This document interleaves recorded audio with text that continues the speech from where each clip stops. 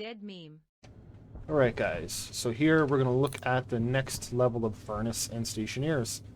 This furnace will allow you to make the more advanced alloys. So if we open up the help file here, many of these guys, like this Inconel or this Hastily, there's another one, a Stellite, you're going to require a tier 2 furnace, as you can see, in order to make these. So many of these have really wonky temperatures and pressures requirements in order to actually accomplish them. So I want to quickly just look at the furnace itself. The top end of the furnace is controlled by this valve. The bottom end of the furnace, controlled by the bottom valve. These valves allow you to add or control the pressure and fuel levels. So my bottom one is hooked up to a fuel line. I'll show you how I did that. And this will let me inject fuel into the furnace, and then I can basically smelt ores during the day without having to play ice games.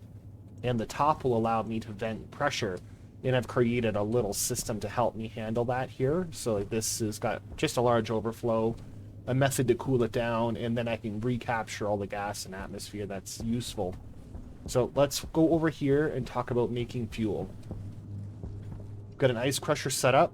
You're going to need the volatiles, which is hydrogen. You're going to need oxide. Drop them in an ice crusher. Filter out the O2. Filter out the volatiles. Put yourself down a gas mixer. So oxygen is coming out of the top of this one, hitting this. And we're only putting in 34% of the oxygen into this gas mixture. This one, which is the volatiles, which is hydrogen, is receiving the remaining value of 66%. That's being placed through this valve. This is just to keep the pressure up. And this is basically how much fuel I've got. I used another pressure regulator to keep the pressure high up in here, because there's the pressure gauge in here. If the pressure in this is too great for your fuel to actually enter, so say if you had 24 megapascals, I cannot pump that pressure into there. I cannot pump any gas in. So just keep that in mind. That's why I've done this. So we'll move on to the next step. Alright, so let's talk about the stacker. This is how I got an ingot size that is perfect for the job. You can alter the knobs here by clicking on either side to adjust their stack size. These knobs are also located on the furnace. If you open this, the pressure, the top value will decrease. If you open this, both will increase because we're injecting more fuel into the system. So how I ignited this is I just turned this for a split second, turned it off, and hit start. And I've got an okay amount of pressure and stuff. So let's toss our materials in, and you'll watch the pressure and temperatures alter a little bit as it calculates my 150 iron ingots are in there.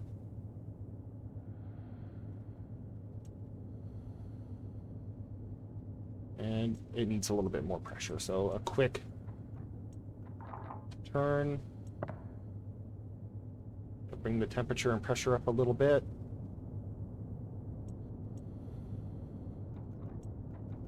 There, now it's open again. It's ready for more material. So steel requires a temperature of about a K. And we should be there. Yeah. There it is. Like, it's not too hard, but if you're making the more pressure sensitive alloys, it's a little bit more dangerous, right? Because they require you to juggle a very specific temperature and pressure. Actually, I'll set up for one. I'll show you what I mean. All right. I believe this is referred to as stellite or steelite. This one seems to be a bit notorious. Like, when I went to look it up to figure out how to go about making this with ratios and that, I basically was told to not attempt it because it's a nuisance and a nightmare. And judging by this really weird, like, this pressure is tough to maintain with this temperature. Like this, like 1.8 K Kelvin is really, really tough to hit with just piling ice, and it's incredibly inefficient. So this one is a good example, I feel, because it is one of the more difficult alloys you're going to make. So this one requires 3, so silver and cobalt and silicon. And you need twice the amount of silicon as the other 2 metals. So let's take a quick look. Yeah, so We'll start loading her in. And then we'll be able to play with our gauges.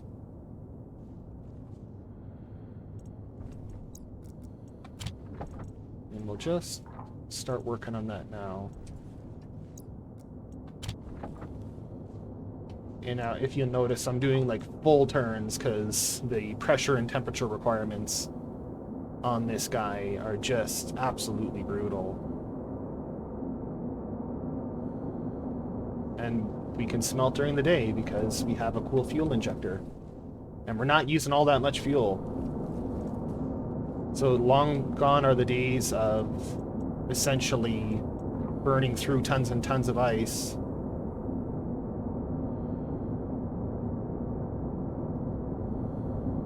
And we need 10 megapascals to 20.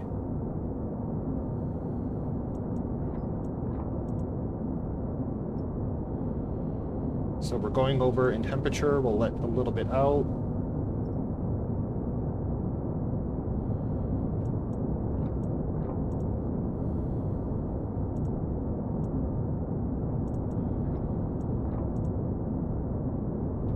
Yeah, temperature. This temperature is a shitty one to hit.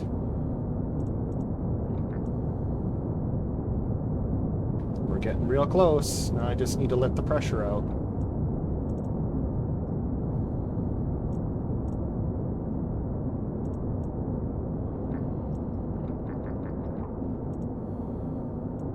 And just a touch more.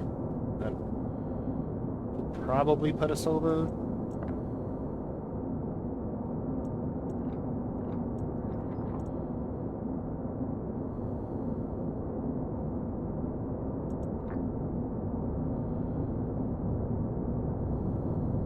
Yeah, and as you can see,